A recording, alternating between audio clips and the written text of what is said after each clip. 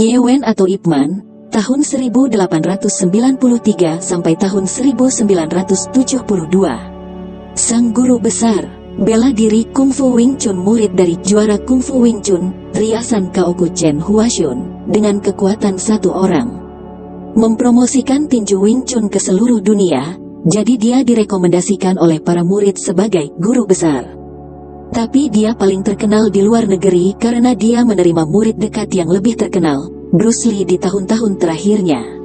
Suku Fosan Sang Yuan Ye dipilih oleh Asosiasi Rekor Dunia sebagai Wing Chun pertama di dunia. Ketika berusia 7 tahun, ia menjadi murid Chen Huashun. Chen Huashun, juara tinju Nanhai dan murid kebanggaan Liang Ken, yang dikenal sebagai Raja Kungfu Wing Chun, menjadi murid dalamnya. Setelah kematian guru Hua, Ip Man terus belajar keterampilan kungfu dengan kakak laki-lakinya Wu Chongsu. Ketika Ip Man berusia 16 tahun, ia pergi ke Hong Kong untuk belajar bahasa asing dan belajar di St. Stephen's School. Ada desas-desus bahwa Ip Man mulai merasa bahwa dia terampil dan tidak tertarik dengan seni bela diri. Pamannya, Liang Pi, pergi kepadanya dan meminta untuk bertarung dengannya. Tidak peduli bagaimana Ip Man menyerang, dia dikalahkan Liang Pi terus. Lalu Ip Man berguru Kungfu Wing Chun kepada Liang Pi, seperti yang ditunjukkan dalam film Ip Man yang populer. Selama perang anti-Jepang, Kungfu Ip Man yang hebat diketahui oleh polisi militer Jepang. Jika Ip Man dikalahkan, dia akan mematuhi perintah. Ketika Ip Man tidak bisa menolak, dia harus menerima kompetisi. Namun, pendatang itu tinggi dan kuat, dengan kepalan tangan yang berat dan kaki yang tebal. Dia memandang lawan, tetapi tidak mengatakan apa-apa. Membujuk para prajurit untuk datang untuk memblokir. Kaki depan lawan berada di belakang lutut, memaksa lawan tiba-tiba kehilangan pusat gravitasinya. Meskipun lawannya melewatkan gerakannya, dia jelas dikalahkan. Ip Man juga mengambil kudanya kembali tepat waktu, kebobolan, dan melompat keluar dari kompetisi. Setelah itu, Ip Man melarikan diri di bawah perlindungan semua orang. Dan kompetisi itu disebut kurang dari 1 menit, karena waktu yang sangat singkat. Setelah kompetisi, Ip Man, yang khawatir akan membuat marah para panglima perang Jepang, meninggalkan Fosan untuk sementara, dan kemudian meninggalkan daratan karena alasan politik. Saat murid legendaris Bruce Lee masuk magang, ia memutuskan untuk mengabdikan dirinya pada Wing Chun.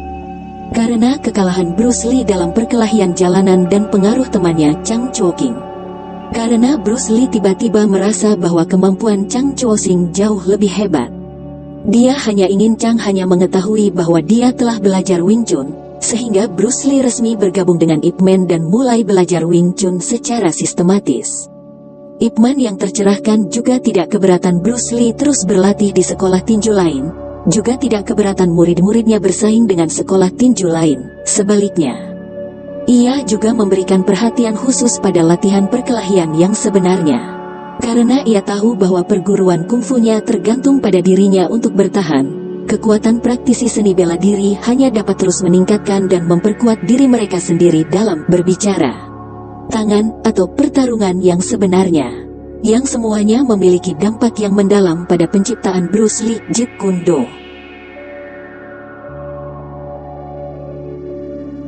Li Xuan, tahun 1862 sampai tahun 1934, sang dewa tombak Liu He. Seni bela diri, Kungfu Paci Chien atau di Indonesia 8 mata angin, Kungfu Pikua Chien, tombak besar Liu He.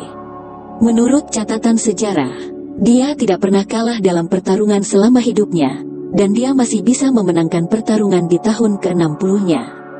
Namun beberapa literatur menunjukkan Li Xuan pernah seri dalam pertarungan panjang. Murid tertuanya, Huo Tianke, menjabat sebagai guru seni bela diri dan penjaga untuk kaisar terakhir Puyi. Dan murid terakhirnya, Liu Yunqiao, bertugas di penjaga pemerintah Kuomintang dan menjabat sebagai instruktur dan penjaga untuk penjaga Chiang Kai-shek. Dan Li Qianwu, yang bekerja dengan Liu Yunqiao dan murid Li Xuan pada saat yang sama, menjabat sebagai ketua pengawal. Prototipe karakter Chang Chen, The Razor, dalam The Grandmaster, mungkin merupakan campuran dari Liu Yunqiao dan Li Qianwu. Li Suen, penduduk asli desa Wangnanliang, Kabupaten Yanshan, Changju, Provinsi Hebei, adalah orang yang lurus dan jujur sepanjang hidupnya, dan kondisi dia sakit dan memburuk. Dengan kemahiran dan keterampilannya, ia melawan kejahatan, melawan tekanan penjajah asing, dan menggunakan seni bela diri untuk memperkuat masyarakat. Dia terkenal baik di dalam maupun luar negeri. Ketika dia masih kecil, dia pertama kali memuja Chang Qingxing, kungfu Pacician generasi kelima, sebagai gurunya, dan berlatih Pacician selama 3 tahun. Kemudian, dia berlatih tombak besar selama 6 tahun di bawah gurunya, Huang Xihai. Dia berlatih senjata sampai titik kalau gak gila, gak bisa hidup. Dia dikenal sebagai gila senjata di kota kelahirannya. Beberapa orang menggambarkan keterampilan tinggi Li Ce, mengangkat beban berat, bahkan dapat membunuh kuda, dan tombak besarnya dapat membunuh lalat tanpa meninggalkan bekas di tembok. Kungfu Li Suen adalah otentik, dan dia sangat memperhatikan keahlian dalam ketangkasannya berlatih bela diri. Dalam bela diri yang dia kejar adalah bagaimana memperkuat dirinya sendiri dan mengalahkan lawan-lawannya dengan cepat. Dia berkata, 3 hal yang harus dimiliki dalam pertarungan tangan kosong, yaitu kuat dan lemah, cepat dan lambat, dan tak terduga dan tak terduga. Dia bertarung dengan sengit sepanjang hidupnya, tetapi dia hampir tidak pernah kalah. Reputasi tak terkalahkan, karena kepribadiannya yang lurus dan fokus, dan dia suka bertarung. Pada usia 60 tahun, dia masih tak terkalahkan dalam kompetisi seni bela diri. Dia juga bisa mengalahkan pengawal Jenderal Li Qinglin, paman yang mematahkan sikunya dan mengangkat mangkuk yin untuk membunuh Li Chenpo, Black Whirlwind Magic Hand, dan membunuh penantang Pei Qing dengan telapak tangan besinya. Ada pepatah dalam seni bela diri bahwa untuk menjaga stabilitas dunia memiliki Tai Chi, dan untuk berperang memiliki Paci untuk mengatur dunia, dan kekuatan Pacician dapat diketahui. Li Suen mengajar banyak murid dan selalu mengajar di tempat ia tinggal. Beberapa orang datang untuk bertarung. Li meminta muridnya untuk menonton proses pertarungannya, dan kemudian membiarkan murid dan muridnya melanjutkan kompetisi. Murid pertamanya Huo Tiangke bahkan lebih hebat daripada Liu menurut cerita masyarakat. Pada tahun 1927, ia membawa muridnya Huo Qingyun ke Changyuan di Tianjin untuk bertarung dengan samurai Jepang. Keduanya mengalahkan musuh dengan satu gerakan. Guru Li dan kaptennya pengawalnya tinggal bersamanya sampai dia pergi ke Changchun untuk membangun Manchukuo bayangan. Kemudian, karena Huo terlalu sering mengawal Pui dan mengalahkan samurai Jepang berkali-kali, dia dibenci oleh Jepang, dan dia dihentikan dari jabatannya. Pada tahun 1937, Si Kera Istana Kong Paotin, tahun 1870 sampai tahun 1943. Seni bela diri, Pa Kua Chang. Dia pertama kali belajar dari Yin Fu, murid Tung Hai Chuan, master Pa Kua Chang. Kemudian, Tung Hai Chuan merasa bakatnya langka, jadi dia mengajar seni bela diri sendiri. Kong Er diperankan oleh Chang Chei dalam The Grandmaster, yang ayahnya adalah Kong Paotin. Pada usia 27, ia dipanggil ke istana oleh Kaisar Guangxu, dan menjabat sebagai pengawal pribadi janda permaisuri Ciki dan Kaisar Guangxu berturut-turut, dan kepala pengawal dalam istana terakhir dari Istana Qing, dan dianugerahi peringkat keempat. Dijuluki pengawal ahli pedang. Berasal dari desa Qingsan, kota Mashitin, kota Lusan, provinsi Chiaotung. Ketika dia masih muda, dia miskin dan mengirim beras ke Tuan Wangfu. Di waktu luangnya, dia mengikuti orang-orang istana untuk belajar seni. Karena bakatnya yang luar biasa, dia diakui oleh tuannya Yin Fu sebagai anak ajaib yang berlatih Pa Kua Chang. Dia dibawa ke Tuan Tung Hai Chuan untuk mengujinya, dan Tung menerimanya. Tangannya terlihat ke atas dan ke bawah, dan berulang kali berkata, "Kurang, kurang." Dia berulang kali menyuruh Yin Fu untuk bergerak dengan hati-hati. Dikatakan bahwa Yin Fu memberi Paotin mangkuk kayu setiap hari, dan keringat menetes dari mangkuk kayu, sehingga dia tidak bisa berhenti berlatih. 5 tahun kemudian, karena rajin belajar dan berlatih keras, seni bela dirinya berkembang pesat, dan dia dipilih oleh Tung Hai Chuan, yang secara pribadi mengajar Pakua Chang dan Mi Chung Chien, dan menjadi generasi kedua dari ilmu Pakua Chang yang resmi sanatnya. Selama periode Kengs, pasukan sekutu menyerbu Beijing, dan Kong Pao Tin mengawalnya ke Xi'an. Karena jasanya dan keahliannya, dia dihargai oleh janda permaisuri Ciki dan Kaisar Guangzhou, dan dia diberi gelar jaket kuning. Namun, ia melarikan diri ke kampung halamannya selama 17 tahun karena masalah hukum di pengadilan Qing. Ia kembali pada tahun 1922 dan dipekerjakan oleh Chang Kuolin. Legenda mengatakan bahwa ketika mereka pertama kali bertemu, Chang melihat bahwa perawakannya kurus dan biasa-biasa saja, dan dia curiga bahwa seni bela dirinya hanya tipuan belaka. Kong Pao Tin melihat pikiran Chang Ce dan ingin bertarung dengannya, jadi dia mundur 20 langkah dan meminta Chang untuk menembaknya. Chang Kuolin, yang dikenal sebagai 100 langkah mematikan api dupa, menembakkan 2 tembakan berturut-turut, tetapi keduanya meleset saat dia sedang mencari tembakan lain. Dia mendapati Kong Pao Tin berkata di belakangnya, "Jika aku mau kehidupan komandan, saya tidak perlu komandan untuk memutar kepalanya." Itu saja. Chang sangat mengaguminya sehingga dia menunjuknya sebagai utusan patroli dari 3 provinsi timur dan pelatih kepala Angkatan Darat Feng Chun. Dalam peristiwa Huang Kutun tahun 1928, Chang Kuolin terbunuh oleh pengeboman Jepang. Kong Pao Tin yang tidak bersamanya, sangat sedih mendengar kabar tersebut. Kemudian, ketika Chang Sueliang mundur dari timur laut, ia kembali ke kampung halamannya. Selama perang anti-Jepang, Su Seyu, seorang jenderal Angkatan Darat Rute ke-8 yang pindah ke Chiaotong, mengunjungi rumahnya untuk mempelajari esensi Papua. Di tahun-tahun terakhirnya, Kong Pao Tin mengajar dengan sangat serius. Dia memperhatikan budaya seni bela diri dan menanamkan pemikiran patriotik. Murid tercinta lainnya, Liu Yunqiao, bernama Xiao Kong, juga murid kebanggaan Li Suen, sekarang tinggal di Taipei, telah memasuki dunia seni bela diri dan telah menjadi master Pakua Chang dan Paci Chien Taiwan yang otentik. Sang Buddha kaki besi Sang Yun Xiang, tahun 1864 sampai tahun 1937. Bela diri, Xing Yiqian, Pakua Chang, Xinyi Liu Heiqian. Ketika dia masih muda, dia bekerja untuk Li Lianying, seorang manajer di dinasti Qing, untuk melindungi rumah sakit selama 10 tahun. Kemudian, di bawah gurunya Li Chunyi, dia mendirikan biro penjaga Peicheng di Beijing, dan Wantong biro penjaga di Baoting memimpin biro penjaga. Pada tahun 1931, atas undangan Song Che Yuan, komandan tentara rute ke-29, ia menggunakan bentuk dan makna dari 5 elemen ilmu pedang untuk mengajar para prajurit pertempuran berdarah Shifengkou untuk membunuh penjajah Jepang.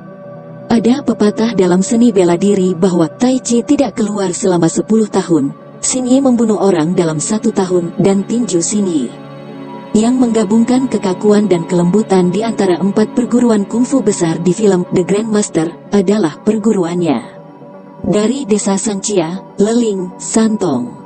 Ketika dia masih kecil, dia belajar seni bela diri dari keluarga luar, dan sayangnya kalah dalam kompetisi di masa jayanya. Dia berubah untuk belajar dari master kungfu Xinyi, Li Chunyi, dan berlatih kungfu internal. Li berpikir bahwa dia seperti permen melon kecil, dan menolak untuk menerimanya, yang membuatnya bersumpah, meskipun manisan melon itu kecil. "Saya ingin itu hancur."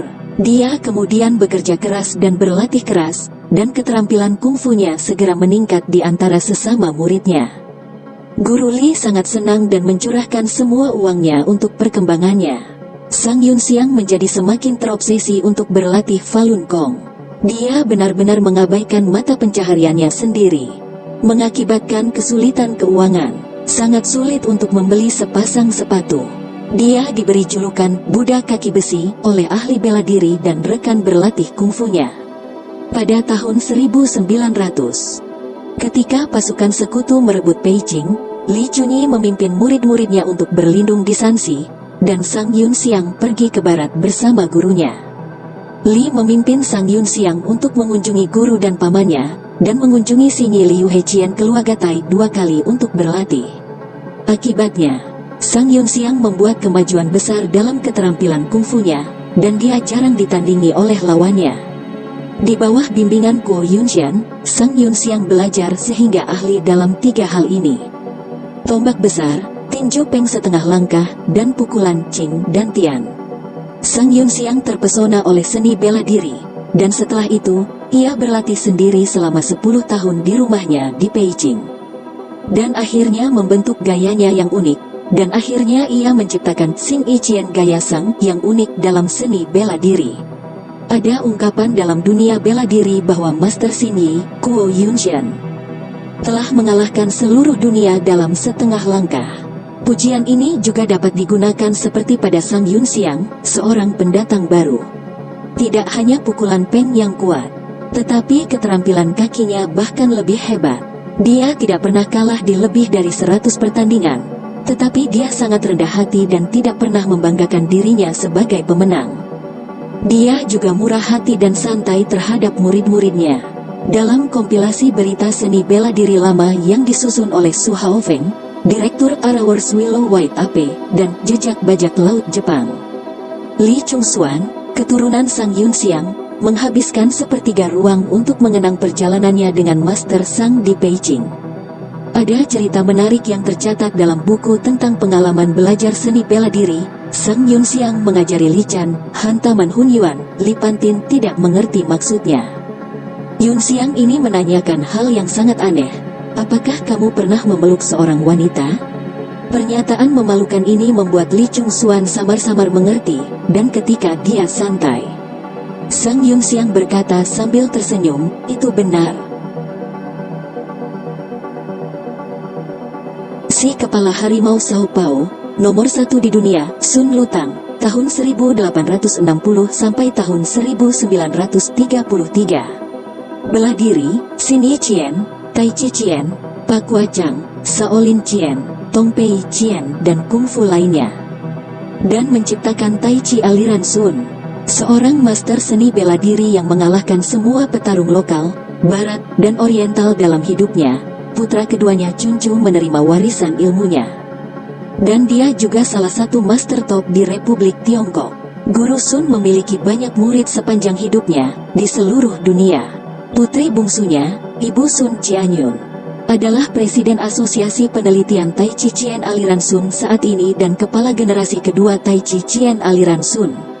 Namanya Fuqin, bisa dipanggil Lutang, nama lainnya Han Zai, dan julukannya Monyet Lincah. Pada akhir dinasti Qing dan awal Republik Tiongkok, dia adalah seorang master seni bela diri yang terkenal di dalam dan luar negeri.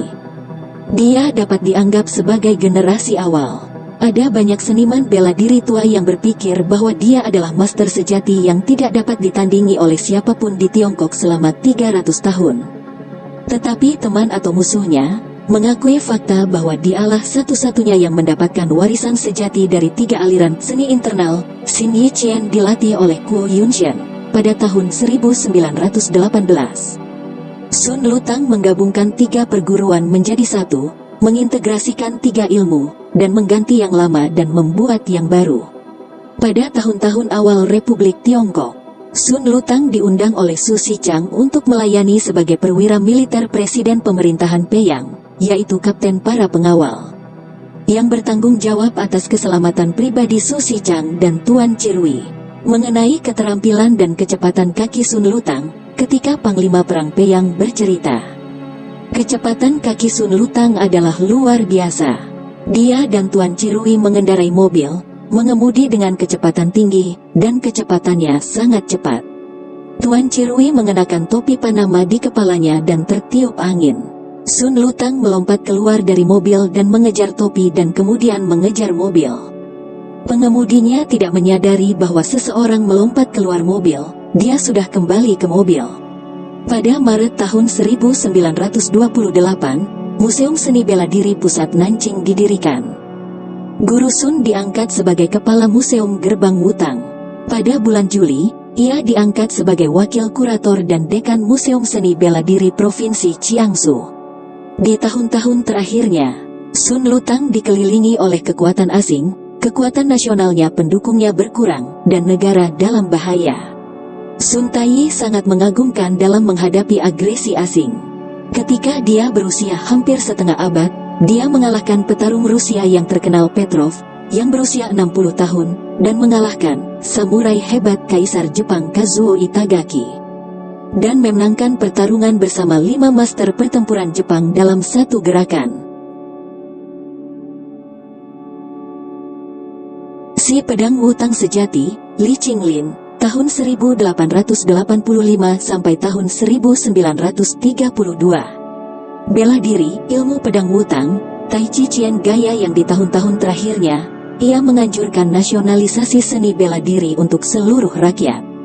Seni bela diri dapat memperkuat tubuh, negara, dan ras, memperkuat revitalisasi semangat nasional, dan mendorong Chiang Kai-shek untuk mendirikan Museum Seni Nasional Pusat. Dia dulunya adalah seorang jenderal militer terkenal dari tentara Feng Chun. Dia tinggal di Shanghai setelah perang. Qin Rongrong dan Tu Yuseng harus menjaga sikap mereka. Mereka telah menerima banyak politisi bekerja di pemerintah nasional dan memiliki pengaruh politik yang sangat besar. Lahir di Kabupaten Chaojiang, Provinsi Hebei. Dia lulus dari Akademi Militer Angkatan Darat Paoding di tahun-tahun awalnya dan belajar di bawah bimbingan Yang Qianhou, putra Yang Luhan, pendekar Tai Chi Yang. Dia tergila-gila pada bela diri dalam hidupnya, sampai usia paruh baya. Ketika dia sibuk dengan urusan militer, dia mengunjungi guru terkenal. Belajar kungfu dan ilmu pedang dari Master Tai Chi Sun Lutang dan Master Chia Fengming. Li Qinglin adalah komandan tentara front pertama Angkatan Darat Feng di bawah Chang Kuolin, dan merupakan jenderal militer yang paling berani dan terampil. Pada tahun 1927, Chiang Kai-shek mendirikan pemerintahan Nanjing. Li Qinglin telah tinggal di Shanghai untuk selama lebih dari setahun. Untuk menghapus hinaan orang sakit Asia Timur, untuk mengembangkan seni bela diri nasional, dan memperkuat negara, memperkuat ras dan memperkuat bangsa. Membujuk seorang jenderal berpangkat tinggi tentara Feng, dan mengajak beberapa orang, Chiang Kai-shek mengirim Saul Lis ke Shanghai. Dan meminta Li Qinglin untuk mendirikan Museum Seni Nasional Pusat, dan menjabat sebagai direktur. Pada tanggal 24 Maret tahun 1928, Museum Seni Bela Diri Pusat Nanjing didirikan. Li Qinglin diangkat sebagai wakil direktur eksekutif, dan memulai pembelajaran seni bela diri nasional. Untuk mempromosikan gerakan seni bela diri, Li Qinglin ingin mengadakan kompetisi pertarungan nasional pada musim semi 1929, tetapi dia tidak punya dana. Meskipun dia adalah seorang jenderal berpangkat tinggi dari tentara Feng Chun dan seorang gubernur provinsi, dia jujur dan bersih. Saat itu, biaya hidupnya di Shanghai sudah sulit untuk hidup sehari-hari, dan dia tidak mampu mengadakan kompetisi. Setelah berpikir berulang kali, Li Qinglin memutuskan untuk mengambil langkah berikutnya dan mengambil langkah berbahaya. Dalam percakapan dengan Huang Qinrong dan Tu Yuseng, Li Qinglin mengatakan bahwa dia ingin meminta mereka untuk membantu mengadakan kompetisi sparring nasional, dan meminta masing-masing dari mereka untuk mendanai 50.000 tayang. Satuan mata uang saat itu. Sambil meletakkan pistol di atas panggung, dia berkata setengah bercanda dan setengah serius, "Kalian adalah penjahat besar yang terkenal. Kali ini saya akan kembali ke diri asli saya dan menjadi bandit besar. Saya ingin menculik kalian berdua." Setelah berbicara, dia tertawa. Huang Tu yang berwajah pucat dan keduanya berkata bahwa mereka bisa mendiskusikannya. Keahlian ilmu pedang Li Qinglin disebut setara dengan keahlian Dewa Tombak Li Suen. Sang ahli senjata Chang Che, tahun 1866 sampai tahun 1934. Bela diri, Tung Chichien, Tai Chi Chien pengawal Chang Kuolin yang paling diandalkan, mentor Chang Sueliang, dan leluhur Tai Chi Wuxing Tung Chichien. Penduduk asli desa Kuilma, Kabupaten Xianghe, Cheli, sekarang distrik Wuqing, Tianjin. Sejak kecil, ia telah berlatih kungfu keluarganya, kungfu Erlang, dan kungfu Hu Hei Chien. Kemudian ia belajar Wuhu Tung Chichien secara kebetulan. Pada usia 12 tahun, ia meninggalkan rumah dan pergi ke Beijing, di mana ia berlatih Tai Chi Chuan Gaya yang selama lebih dari 20 tahun di bawah bimbingan Yang Qianhou, keturunan Tai Chi Chuan Gaya Yang. Setelah masa jayanya, Wang Chanjun, keturunan Qi Chia Men, memberi Tung Chi Chien, dan Wang dan Chang saling belajar selama 9 tahun. Setelah kematian Wang Chanjun, Chang Che menerima bimbingan seorang tau tua bermarga Han untuk berlatih dan menyadari rahasia Tong Chi dan Tai Chi. Sejauh ini, Chang Che telah mewarisi ilmu berbagai keluarga, menguasai misteri seni bela diri, dan mengintegrasikan Tai Chi ke dalam Tong Chi. Orang pertama dalam Tai Chi Tong Chi telah mengubah karakteristik serangan taktis Tai Chi Chuan untuk melunakkan dan melepaskan tenaga ledakan, sehingga keterampilan Tung Chi Chien telah menjadi gaya baru dari pengerasan dan kelembutan. Sebelum menjadi terkenal, Chang Che sangat bekerja keras. Dia selalu bangun awal sepanjang tahun. Dia mengenakan rompi besi dan sepatu besi masing-masing dengan berat lebih dari 20 kg untuk berlatih, menjelaskan kekuatan pukulan lengan dan keterampilan kakinya. Dia dan Sun Lutang memiliki persahabatan yang sangat baik. Chang Che selalu memperlakukan Sun seperti saudara ipar. Sun juga mengagumi seni bela diri dan sering bertukar prinsip kungfu dengannya. Chang Che diundang oleh Chang Kuolin ke Shenyang pada tahun 1924 sebagai pengawal dan mengajar kedua putranya. Setelah kematian Chang Kuolin dalam insiden Huang Kutun pada tahun 1928, Chang Che menjabat sebagai Wakil Direktur Museum Seni Nasional Fengtin. Setelah insiden tanggal 18 September pada tahun 1931, ia kembali ke Peiping, mengajar di Museum Seni Bela Diri Peking. Pada musim panas 1933, Museum Seni Bela Diri Pusat sedang mempersiapkan ujian seni bela diri nasional kedua di Nanjing. Penyelenggara mengundang Chang Che sebagai wakil kepala wasit di Nanjing. Chang Che tiba dan tinggal di Museum Seni Bela Diri Pusat, mengajar setelah menguji. Selain teknik yang bagus, Chang Che juga mahir dalam ilmu pedang. Wu Tunan, seorang seniman bela diri terkenal, memuji dalam Pengantar Kuosu, Gunung, San, Yan, dan Zhao, tidak ada yang lebih baik dari yang lain. Dibandingkan dengan itu, pedang harus tunduk. Penulis bertemu Guru Chang di ibu kota pada musim panas tahun ke-22 Republik Tiongkok dan berbicara tentang teori pedang. Pintu penguasaan. Karena terburu-buru waktu, saya hanya mempelajari sedikit. Sang pengawal terakhir Raja Li Yaochen, tahun 1876 sampai tahun 1973. Bela diri San Huan Pao Cui, pedang Tai Chi Wu Chi Yang Xiaolo, master seni bela diri opera Peking, memintanya untuk mengajar kungfu kera untuk perannya dalam An Tien Hui. Tung Lin Ke, wakil komandan Angkatan Darat ke-29, pernah secara khusus mempekerjakannya untuk mengajari bawahannya ilmu golok. Dalam pertempuran Si Feng Kou, golok memenggal kepala iblis yang membuat ilmu pedang wucinya terkenal di seluruh dunia. Berasal dari Kabupaten Jixian, Provinsi Hebei. Ia adalah yang paling lama hidup di antara master seni bela diri terkenal di Republik Tiongkok, dan meninggal pada usia hampir 100 tahun. Ketika dia masih muda, dia mencari nafkah dengan bermain kungfu bintang jatuh. Pada usia 18, dia memasuki biro pengawalan tertua dan paling terkenal di antara 8 biro pengawalan utama di Beijing.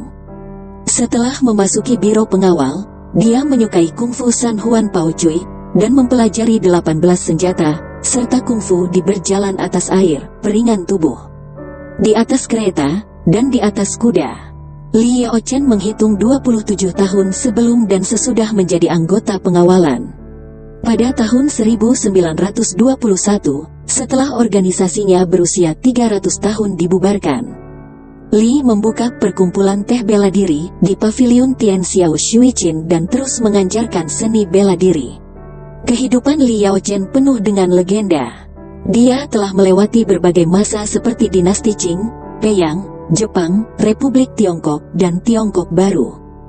Dia pernah menampilkan ilmu pedang 8 dewa panjang umur di depan janda permaisuri Ciki, dia juga mengajarkan teknik pedang dalam Perpisahan Selirku oleh Master Opera Peking Mei Lanfang. Dia membuka klub teh seni bela diri yang terkenal di Peiping dan menjadi tuan rumah Asosiasi Riset Olahraga Beijing Qingwu yang terkenal. Dia mengalahkan petinju Jepang di Cincin. Setelah pembebasan, dia berada di usia tuanya, dan dia juga menampilkan pertunjukan seni bela diri yang luar biasa untuk tim pemerintah baru di Huaientang. Namun, yang paling dia banggakan dalam hidupnya adalah diundang oleh Tong Lin Ke, Wakil Komandan Angkatan Darat ke-29, untuk mengajari bawahannya membunuh musuh dengan golok besar. Saat itu, Angkatan Darat ke-29 sangat kekurangan senjata dan amunisi. Dan manajemen puncak tidak punya pilihan selain mencari guru seni bela diri yang terkenal untuk mengajar prajurit biasa bertarung satu lawan satu. Sesuai dengan karakteristik pedang perang, Li Yaochen membuat rangkaian jurus dan menamakannya Wuci Tao dengan menggabungkan metode pelatihan Wuci Celu Tao. Golok ini sangat praktis dalam pertempuran, dan ketika diayunkan, dapat digunakan sebagai golok dan pedang, yang sangat meningkatkan keterampilan bertarung tangan kosong prajurit. Dalam pertempuran Sifengkou, titik kunci tembok besar China, para prajurit Angkatan Darat ke-29 mengandalkan teknik pedang sepenuhnya, mengejar dan membunuh tentara Jepang sejauh lebih dari 60 mil, menebas ratusan musuh, dan menyita 18 meriam. Wang Ceping, tahun 1881 sampai tahun 1973, si raja kekuatan 1000 pound bela diri, Cha Chien, Tantui, pedang Long Chien pada tahun 1919, ia mengalahkan Lux Kantal dari Rusia, di Taman Chungsan, di Beijing. Ia dan Tong Chonyi disebut dua pahlawan Changzhou. Selain kombinasi seni bela diri dan kedokteran, Departemen Pengobatan dan Traumatologi Tiongkok memiliki keterampilan medis ortopedinya sendiri. Mewarisi keahlian sekolah traumatologi Wushu, dan melalui praktik klinis selama puluhan tahun, Departemen Traumatologi Wang memiliki keunikan dalam tradisi Tiongkok. Lingkaran Akademis Pengobatan dan Traumatologi Tiongkok, Kebangsaan Hui, nama kehormatan Yung An, Master Seni Bela Diri, Ahli Traumatologi. Lahir dari keluarga bela diri, ia telah berlatih bela diri sejak kecil, selain kungfu, gulat, dan angkat beban, semua yang bermanfaat untuk latihan kungfu seperti toya, tombak panjang, lompat tali, teknik tendangan, berenang, berkuda dan memanah, dan lainnya. Dia dipuji sebagai seniman bela diri yang berpengetahuan luas. Pada tahun 1919, Hercules Kantal Rusia, yang dikenal sebagai Hercules nomor 1 dunia, menunjukkan keahliannya di Central Park Beijing, dan dia sangat arogan. Pangeran Ping, yang adalah seorang instruktur di tentara Peiyang pada waktu itu, sangat marah dan bersumpah untuk mengalahkannya di depan umum. Pada saat itu, surat kabar Morning Bell dan Sun Tian Daily merekam peristiwa sensasional ini. Pada hari pertama penampilan Kantal pada tanggal 14 September, Wang Ceping membawa para prajurit yang belajar seni bela diri. Di depan panggung, pakaian kasual diatur ketika Kantal keluar. Wang Chun melompat ke atas panggung, dan segera setelah mereka bertarung, Kan sudah di tanah, dan ada banyak kebisingan di tempat itu. Kang naik di tempat, dan saya tidak tahu apa yang harus disembunyikan. Pada tahun 1921, Wang terus mengalahkan Hercules Barat lagi, Mazzini, Alamein, Kezimai, Sullivan, dan lainnya. Ketika dia berada di Qingdao, dia dikepung oleh polisi kekaisaran Jepang di sebuah restoran, dan Wang Ceping dengan mudah melemparkan mereka ke bawah satu persatu. Wang Ceping kemudian menjabat sebagai pelatih seni bela diri di bawah Ma Zhechen dari Kementerian Angkatan Darat Republik Tiongkok. Dia mengalahkan Master Judo Jepang Miyamoto di Chinan dan datang ke Shanghai untuk menyembuhkan luka dan tulang. Dia telah mengajar kungfu di Asosiasi Olahraga Qingwu, Asosiasi Wushu Tiongkok, pelatihan Wushu musim panas Wang Ceping dan Asosiasi Wushu Xinjiang. Pada tahun 1928, ia menjabat sebagai Kepala Gerbang Shaolin Museum Seni Bela Diri Pusat Nanjing, dan kemudian menjabat sebagai Wakil Kepala Museum. Dia juga menyebarkan seni bela diri di Beijing, Tianjin, Jinan, Zhangjiakou, Nanjing dan tempat-tempat lain berturut-turut. Dan juga mengajar seni bela diri di Tentara Barat Laut. Sang dewa tendangan Tu Sin Wu, tahun 1869 sampai tahun 1953. Bela diri, Chairman Sun Yat-sen mendirikan pengawalan pribadi Tong Menghui di Jepang, dengan teman dekatnya Sung Chiao-ren. Dan pemimpin ganda, Ching Hung dan Ching Hung. Namanya Sen Kui, nama lainnya Sin Wu, dan dia adalah penduduk asli desa Yan Pantian, Kota Praja Chiang Ya, Kabupaten Chili, Provinsi Hunan. Dia sombong dan arogan ketika dia masih kecil, dan saat awal-awal belajar bela diri, dia mengadakan sayembara untuk mendapatkan seorang guru, anak tidak berbakat. Dan secara tulus mencari seorang guru. Hanya mereka yang bisa memenangkan kompetisi akan disewa dengan 1000 hadiah emas dan kami tidak akan pernah mengingkari janji. Meskipun ada banyak, tidak ada yang bisa mengalahkannya, dan kesombongannya bertambah. Kemudian, seorang teman merekomendasikan seorang seniman bela diri bermargasu untuk melamar pekerjaan itu. Tu Sin Wu melihat bahwa Tuan Su yang datang dengan surat itu pendek dan kurus, dan tidak yakin. Setelah menguji keterampilannya beberapa kali, dia tahu bahwa dia memang orang yang luar biasa. Tuan Su berasal dari Sichuan, dan dia mahir dalam kitab suci dan ilmu pengetahuan. Ketika ia masih muda, ia belajar dari Wu Tang Tao Su Ching Su di Gunung Eme, dan belajar Kung Fu Shaolin. Dia mengumpulkan esensi Wu Tang dan Shaolin, dan menciptakan Kung Fu alami. Filosofinya, gerakan dan keheningan tidak memiliki awal, perubahan tidak beralasan, palsu dan benar, dan alami. Setelah Tu Sin Wu diyakinkan, dia menjadi lebih hormat. Setelah menjadi master bela diri, dia sangat sederhana, mengklaim bahwa saya hanya memiliki bulu susi.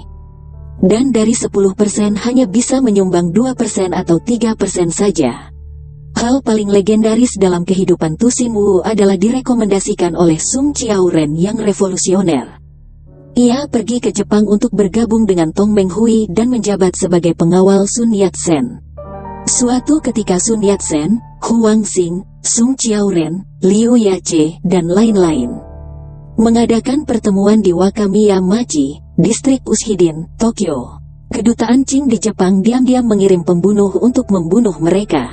Sung Chiao-ren mendengar berita itu dan bertanya kepada Tu Sin Wu untuk pergi mengawal. Ketika Tu menemukan 3 orang Tionghoa dengan keberadaan yang sulit diketahui tiba-tiba ada di dekatnya.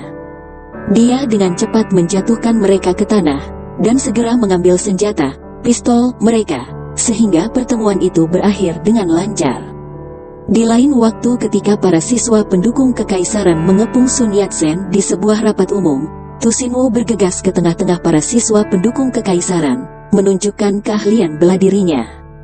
Menyerang para pendukung kekaisaran, dan melindungi Sun Yat-sen agar pergi dengan selamat. Penyesalan terbesar Tu Sin Wu dalam hidupnya adalah Daat gagal menyelamatkan nyawa teman dekatnya Sung Chiao-ren. Pada tanggal 20 Maret tahun 1913, Sung Chiao-ren yang akan pergi ke Beijing untuk merencanakan dan mengatur kabinet yang akan bertugas, dibunuh di stasiun kereta Shanghai oleh mata-mata Panglima Perang Kaisar. Dia dengan tegas mengundurkan diri dari jabatannya, menghilang dari keramaian, dan menjadi pemimpin ganda dari geng hijau dan merah. Menjelang Perang Anti-Jepang tahun 1935, setelah penjajah Jepang menginvasi Cina Utara, Tu Sin Wu tinggal di Yuchien Hutong di Beijing. Suatu hari, dia melihat 3 anak Cina dibunuh oleh tank Jepang. Dan dia dipenuhi dengan kemarahan meledak-ledak. Dia menulis puisi Tanah Air Sedang Tenggelam dan menangis sedih. Rekan senegaranya harus bangkit untuk menyelamatkan bahaya. Ia mengabdi sebagai ketua pemerintah otonomi China Utara, kembali ke kampung halamannya dari selatan.